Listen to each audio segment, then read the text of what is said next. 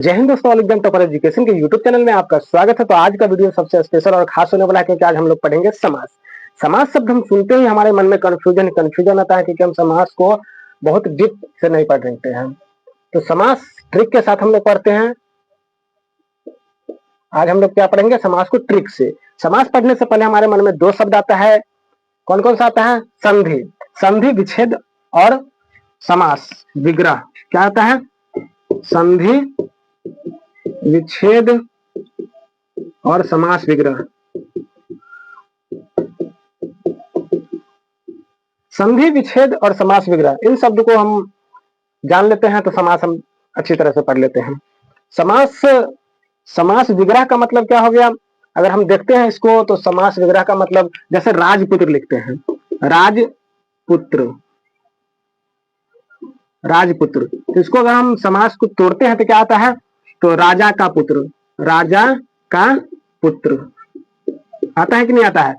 तो राजा का पुत्र, इसी को हम समेट के मतलब संक्षिप्त रूप में लिखना ही समास कहलाता है। यानी इसका अर्थ हम देखते हैं समास को, तो समास कैसे कहते हैं? तो संक्षेपीकरण, घटाना या संक्षिप्त करना या कम करना ही समास कहलाता है। समास किसे कहते हैं? समास का अर्थ क्या होता है? तो संक्षेपण, संक्षेपीकरण, संक्षेपीकरण इसका अर्थ होता है, या घटाना कह सकते हैं, संक्षेपीकरण कह सकते हैं, या कम करना ही कहते हैं समास को। इसका परिभाषा हम देखें तो दो पदों का ऐसा संक्षिप्त रूप जो पद के समान अर्थ धारण करे। क्या करे? तो समान अर्थ धारण करे, उसे ही समास कहते हैं। पहले हम लोग समास, अब आते हैं समास का भेद। समास कितने प्रकार के होते हैं, कितने भेद होते हैं? तो पहले समास 4 ही प्रकार के होते थे। कितने प्रकार के? 4 प्रकार के। लेकिन अभी के समय में समास को 6 प्रकार बना दिया गया है। कितने प्रकार? तो 6 प्रकार बना दिया गया है। आइए देखते हैं कौन कौन सा होता है। तो सबसे पहले समास को द्वंद्व समास होता है, तत्पुरुष समास होता है, बहुब्रीहि समास होता है, तो अव्ययी भाव समास होता है। तो कौन सा दो समास नहीं है देखते हैं। तो तत्पुरुष समास से ही कर्मधारियों को निकाला गया है। कर्मधारियों से किसको निकाला गया है? तो द्विगु समास को निकाला गया है। किस समास से? तो तत्पुरुष समास से कर्मधारियों को निकाला गया है और कर्मधारय समास से द्विगु समास निकला हुआ है। इसको हम आगे पीछे नंबरिंग में कर सकते हैं, इसके लिए कोई दिक्कत नहीं है। समास पढ़ने के लिए एक और चीज ध्यान रखना होता है, पदों की प्रधानता। पदों की प्रधानता 2 तरह से होता है, प्रधान खंड होता है और एक क्या होता है? गौण खंड होता है। कहने का मतलब क्या हो गया? इसका मुख्य अर्थ पर बल पड़ता है। प्रधान खंड का किस अर्थ पे बल पड़ता है? तो मुख्य अर्थ पे बल पड़ता है। गौण खंड का किस अर्थ पे बल पड़ता है? तो अर्थ पर बल नहीं पड़ता है गौण खंड का। इसके एग्जाम्पल के साथ समझते हैं इसको। क्या है? तो पूर्व पद, पूर्व पद कहने का मतलब पहला पद, पहला पद यानी पूर्व पद। यानी किसी क्वेश्चन में आपको मतलब, जैसे हम पूछ देगा क्वेश्चन में, द्वंद्व समास का कौन सा पद प्रधान होता है? पूर्व पद प्रधान होता है या उत्तर पद प्रधान होता है? तो जब तक हम प्रधानता का नहीं पढ़ पाएंगे तब तक हमको कैसे आ जाएगा? तो इसमें उत्तर पद प्रधान होता है, इसमें पूर्व पद प्रधान होता है। तो आइए देखते हैं एक एक करके समास के सभी समास को हम लोग देखते हैं ट्रिक के साथ। चलिए पढ़ते हैं द्वंद्व समास। सबसे पहले क्या पढ़ते हैं? द्वंद्व समास। द्वंद्व समास क्या कहता है? जिसमें दोनों पद की प्रधानता हो। कौन सी पद? उत्तर पद और पूर्व पद और उत्तर पद दोनों पद की क्या हो? प्रधानता हो, उसे क्या कहते हैं? तो द्वंद्व समास कहते हैं। इसके ट्रिक के बारे में देखते हैं। जिस शब्द में और, अथवा, या एवं या योजक चिन्ह हो वह द्वंद्व समास कहते हैं। जैसे इसका एग्जाम्पल हम देखते हैं तो भाई बहन, भाई बहन और के बीच में क्या है? तो योजक चिन्ह है। इस योजक चिन्ह का मतलब क्या हुआ? और। भाई और बहन। गंगा यमुना, गंगा यमुना लिखा हुआ है ऐसे, तो इसका अर्थ क्या हुआ? गंगा और यमुना लिखा हुआ है। जैसे पाप पुण्य, दाल भात, माँ बाप, आगा पीछा। इससे हमको पूछेगा क्वेश्चन, कैसे पूछेगा? तो पूछ देगा किस समास में दोनों पद की प्रधानता होती है? पूर्व पद की प्रधानता होती है और उत्तर पद की प्रधानता होती है। तो आप लोगों का जवाब क्या होगा? तो द्वंद्व समास हो जाएगा, क्योंकि द्वंद्व समास में दोनों पद प्रधान होते हैं।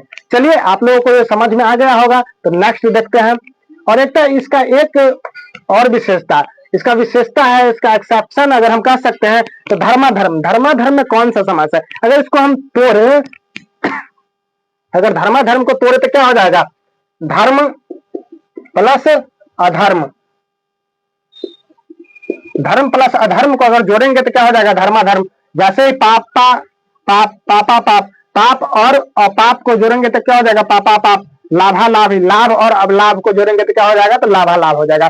ये आपको एक्सेप्शन में पूछा जाता है, और याद रखिएगा एग्जाम में ज्यादातर आपको एक्सेप्शन ही पूछा जाता है। पूछ देगा धर्माधर्म कौन सा समास है, तो क्या करिएगा, ठीक, द्वंद समास है।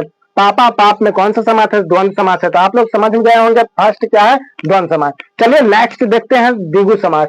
द्विगु समास एक ऐसा समास है जो इसको समझने में सबसे आसान होता है, क्योंकि द्विगु कहने का मतलब 2, 3, 4, 5 यानी गिनती हमको नजर आ जाता है। द्विगु, द्विगु मतलब 2, 3, 4, 5। क्या कर रहा है, पहला शब्द संख्यावाची विशेषण होता है। पहला शब्द क्या होता है, तो संख्यावाची विशेषण होता है, और दूसरा पद क्या होता है, तो प्रधानता होती है। तो आपको क्वेश्चन पूछ देगा किस समास में दूसरा पद प्रधानता होती है, तो किस समास में होता है, तो द्विगु समास क्या होता है, तो दूसरा पद प्रधान होती है। इसका एग्जाम्पल देखेंगे, देखिए चौराहा, दोपहर, पंचवटी, दुपट्टा, नवग्रह। चौराहा में क्या है, तो 4 है, दोपहर में 2, पंच में 5, दुपट्टा में 2, नवग्रह में 9, यानी संख्यावाचक चिन्ह आता है, तो क्या होता है, तो द्विगु समास होता है। याद रखिएगा जहां पे संख्या का बोध हो जाएगा, शुरू में संख्या आएगा, वो क्या हो जाएगा, तो द्विगु पर समास हो जाएगा। और एक और बात, द्विगु समास का क्या करा, किसी शब्द का पहला पद संख्यावाची विशेषण हो, परंतु दोनों पद मिलकर कोई तीसरा अर्थ बनाता हो, यानी द्विगु समास में ही भी होता है। यदि कोई तीसरा अर्थ, दोनों शब्द मिलकर तीसरा अर्थ बदले, तो वो क्या होता है, तो बहुब्रीहि समास हो जाता है। तो इस बहुब्रीहि को नेक्स्ट पेज में समझते हैं। अगर आप ये समझ गए हैं तो इसको स्क्रीनशॉट कीजिए, इसके बाद नेक्स्ट पेज में समझते हैं। अगर इससे क्वेश्चन पूछा जाता है, पूछ देगा किस समास में दूसरा पद प्रधानता होती है, तो क्या हो जाएगा, तो द्विगु समास में। किस समास में दोनों पद प्रधानता होती है, तो क्या हो जाएगा, तो द्वंद समास। याद रखिएगा, ये दोनों समझ में आ गया। चलिए नेक्स्ट देखते हैं तीसरा, बहुब्रीहि समास क्या है। बहुब्रीहि समास में दोनों पद की अप्रधानता होती है। क्या होती है, तो अप्रधानता होती है। अगर आपको क्वेश्चन पूछ देगा कि किस समास में दोनों पद की अप्रधानता होती है, या दोनों पद प्रधान नहीं होते हैं, तो कौन सा हो जाएगा, तो बहुब्रीहि समास हो जाएगा। याद रखिएगा, अपना अर्थ छोड़कर कोई तीसरा अर्थ धारण कर ले। तीसरा अर्थ कहने का मतलब क्या हो गया, तीसरा पद की प्रधानता हो, उसको क्या कहते हैं, तो बहुब्रीहि समास कहते हैं। ये क्वेश्चन में आपको पूछेगा। देखिए इसका एग्जाम्पल हम लोग देखते हैं। एग्जाम्पल में हमारा क्या है, चतुरानन, दशानन जिसका 10 सिर हो, यानी दशानन जिसका 10 सिर हो, यानी कहने का मतलब क्या हो जाएगा, भगवान रावण। तो रावण का क्या है, 10 सिर हो जाएगा। अगर हमारे मन में कोई तीसरा थॉट आ रहा है, अगर कोई शब्द सुन के, तो क्या हो जाता है, तो बहुब्रीहि समास हो जाएगा। जैसे चतुर्भुज जिसके 4 भुजा हो, त्रिनेत्र 3 नेत्र वाले यानी भगवान शंकर, पंचानन त्रिभुवन, लंबोदर जिसका लंबा हो उदर यानी गणेश भगवान, नीलकंठ, पीताम्बर, चक्रपाणी, चंद्रमौली जिसके सिर पर चांद हो, उसे क्या कहते हैं, तो चंद्रमौली। और एक खास बात अपवाद में ये सब है, इसको तो याद रखिएगा ही रखिएगा, क्योंकि 21 क्या है, अगर तो पूछ देगा 21 कौन सा समास है, तो 21 क्या है, तो बहुब्रीहि समास है। द्विगु समास में भी 21 को लिया जा सकता है। अगर आपका ऑप्शन में अगर बहुब्रीहि नहीं देके, द्विगु नहीं देके बहुब्रीहि दिया है, तो बहुब्रीहि क्या हो जाएगा, तो ये हो जाएगा 21, 1 और 20, 21, 31, 61, 51 यानी नंबरिंग भी हो जाएगा, वो बहुब्रीहि होता है। हम बताए थे द्विगु समास में 2, 3, 4 अगर गिनती आ जाए तो द्विगु समास होता है। लेकिन अगर बहुब्रीहि द्विगु नहीं देके ऑप्शन में अगर बहुब्रीहि दिया हुआ है और नंबरिंग की बात हो रही है, नंबर आ जाए डायरेक्ट, तो क्या हो जाएगा, तो बहुब्रीहि समास हो जाएगा। आप अच्छे से समझ गए होंगे बहुब्रीहि समास को। चलिए नेक्स्ट देखते हैं कर्मधारय समास। चौथा हमारा क्या है, तो कर्मधारय समास। कर्मधारय समास क्या है और किसे है, तो इस समास में एक पद विशेषण होता है। विशेषण कहने का मतलब क्या है, संज्ञा और सर्वनाम की विशेषता बतलाए उसे ही विशेषण कहते हैं। क्या कहते हैं, संज्ञा और सर्वनाम की जो विशेषता बतलाए उसे ही विशेषण कहते हैं। दूसरा विशेष्य होता है, यानी कभी कभी दोनों पद की विशेषता विशेषण होते हैं। कभी कभी क्या होता है कि दोनों पद ही विशेषण होते हैं, पूर्व पद और उत्तर पद।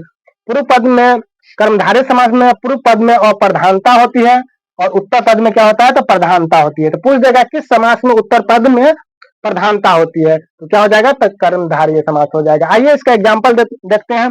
कर्मधारय समास, महादेव अगर आप देखते हैं तो हमारे मन में क्या रहता है, तो भोले बाबा का चित्र आता है, यानी शंकर भगवान का चित्र आता है। लेकिन अगर आपके ऑप्शन में बहुब्रीहि समास नहीं देके कर्मधारय दिया हुआ है, तो ये क्या हो जाएगा, तो कर्मधारय हो जाएगा, क्योंकि महान महादेव, महान हो देव यानी महादेव। कोई तीसरा अर्थ निकल रहा है। पीताम्बर, नीलकंठ, नील गाय, बड़े भैया, परमानंद, लाल पीला। लाल पीला भी क्या आता है, ये अपवाद में है। लाल पीला क्या है, तो कर्मधारय समास से, याद रखिएगा, अपवाद को आप याद रखिएगा। तो ये आपको समझ में आ गया, यानी क्या विशेषण बतलाओ, किसी शब्द की विशेषता बतलाए, क्या वही क्या होता है, तो कर्मधारय समास होता है। तो चलिए अब पांचवा देखते हैं। ये दोनों आपको समझ में आ गया होगा। चलिए पांचवा है हमारा अव्ययी भाव समास। अव्ययी भाव समास को देखते हैं। अव्ययी भाव समास क्या कहता है, तो पहला पद अव्ययवाची होता है। क्या होता है, तो पहला पद अव्ययवाची होता है। वह समास को क्या कहते हैं, तो अव्ययी भाव समास कहते हैं। जैसे इस समास में हमारा देखते हैं एग्जाम्पल से, यथा संभव, यथा प्लस संभव, यानी इस समास में अगर एक शब्द से कई शब्द बन रहे हैं तो हमारा क्या हो जाएगा, तो अव्ययी भाव समास होता है। जैसे यथा शक्ति, शक्ति, यथा में शक्ति जोड़ देने से यथा शक्ति हो जाता है। यथा में संभव जोड़ देने, यथा में धर्म जोड़ देने से क्या हो जाता है, यथा धर्म हो जाता है। यथा में कर्म जोड़ देने पर यथा कर्म होता है। वैसे ही प्रतिदिन में प्रति प्लस दिन, प्रति में दिन जोड़ने पर प्रतिदिन हो जाता है। प्रति में एक जोड़ने पर प्रत्येक हो जाता है। प्रति में माह जोड़ने पर प्रति माह हो जाता है। प्रति में वर्ष जोड़ने पर क्या हो जाता है, तो प्रति वर्ष हो जाता है। यही हमारा अव्ययी भाव समास है। अगर आपको एग्जाम में पूछ देगा किस समास में, अब किस समास में अव्ययवाची, पहला पद अव्ययवाची होता है, तो क्या हो जाएगा, तो अव्ययी भाव समास। नहीं तो सिंपल है। चलिए इसका ऑब्जेक्शन हम देखते हैं। ऑब्जेक्शन में क्या हो जाएगा, तो धीरे धीरे, बार बार, कभी कभी, ये क्या है, तो इसका ऑब्जेक्शन है, याद रखिएगा। क्या हो जाएगा, धीरे धीरे, बार बार, कभी कभी, ये क्या है, तो अव्ययी भाव समास है। याद रखिएगा इसको, ये तीन एग्जाम्पल। चलिए नेक्स्ट है तत्पुरुष समास। तत्पुरुष समास एक अपने आप में एक बड़ा सा परिवार है। बड़ा सा परिवार कहने का मतलब क्या होता है, तो तत्पुरुष समास से ही क्या हम बताए थे अब पिछले थोड़ा देर पहले। तत्पुरुष समास क्या होता है, तत्पुरुष समास से ही कर्मधारय समास निकला है। कर्मधारय समास से ही क्या आते हैं, तो द्विगु समास निकला, यानी अपने आप में एक बड़ा सा परिवार है। आइए देखते हैं, जिस समास का पूर्व पद सहायक हो और उत्तर पद क्या होता है, प्रधानता होता है। जिस समास में पूर्व पद की क्या होता है, तो सहायक होता है और उत्तर पद प्रधान होता है, उसे क्या कहता है, तो तत्पुरुष समास कहते हैं। दोनों पद किसी न किसी कारक चिन्ह से बंधे होते हैं। कारक चिन्ह आपको याद होगा, हम एक और वीडियो लाए थे जिसमें हम कारक चिन्ह के बारे में बताए थे। कारक चिन्ह 8 होते हैं। कर्ता ने कर्म को करण से, संप्रदान को के लिए, अपदान से, संबंध का के, अधिकरण में पर, और संबोधन है अरे। तो आइए देखते हैं इसी से रिलेटेड। जैसे हमारा एग्जाम्पल है राजपुत्र। राजपुत्र अगर कहने का मतलब है तो राजा का पुत्र। इसमें कारक चिन्ह क्या आता है, तो का आता है।